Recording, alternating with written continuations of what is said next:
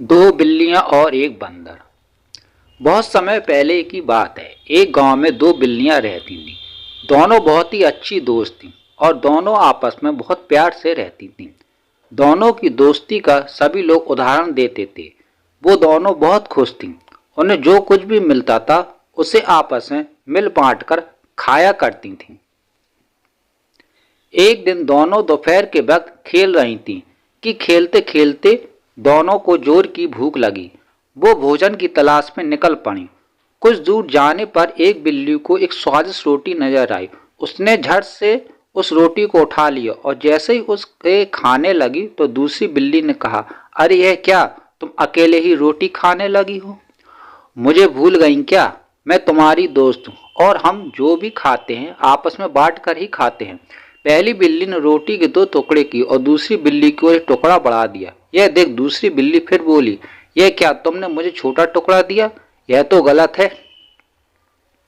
बस इसी बात पर दोनों में झगड़ा शुरू हो गया और झगड़ा इतना बढ़ गया कि सारे जानवर इकट्ठा हो गए। इतने में ही एक बंदर आया। दोनों को झगड़ते देख वो बोला, अरे बिल्ली रानी, क्यों झगड़ा कर रही हो? दोनों ने अपनी दुविधा बंदर को बताई। तो बंदर ने कहा, बस इतनी सी बात?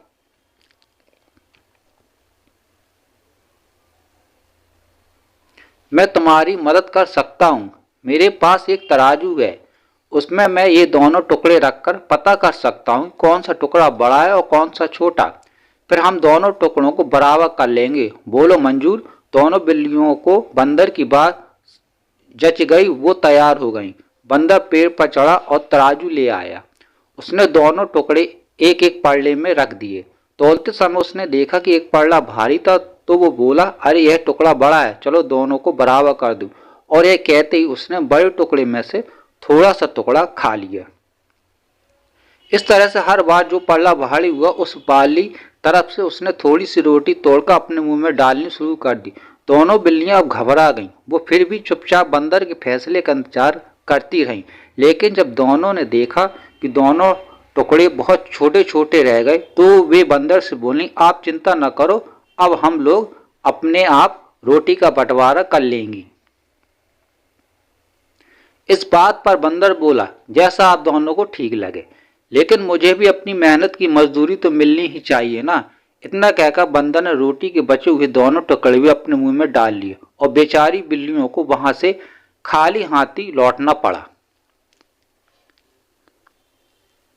दोनों बिल्लियों को अपनी गलती का एहसास हो चुका था और उन्हें समझ में आ चुका था कि आपस की फूट बहुत बुरी होती है और दूसरे इसका फायदा उठा सकते हैं। इस कहानी से यह सीख मिलती है कि कभी भी लालच नहीं करना चाहिए और कभी भी आपस में झगड़कर रिश्ते में फूट नहीं डालनी चाहिए, क्योंकि जब भी हम आपस में लड़ते हैं तो कोई बाहरी व्यक्ति उसका फायदा उठा जाता है। इसलिए एकता की शक्ति को पहचानो और मिलकर रहें। अगर आपको ये स्टोरी पसंद आई हो तो चैनल को लाइक करिए, सब्सक्राइब करिए। धन्यवाद।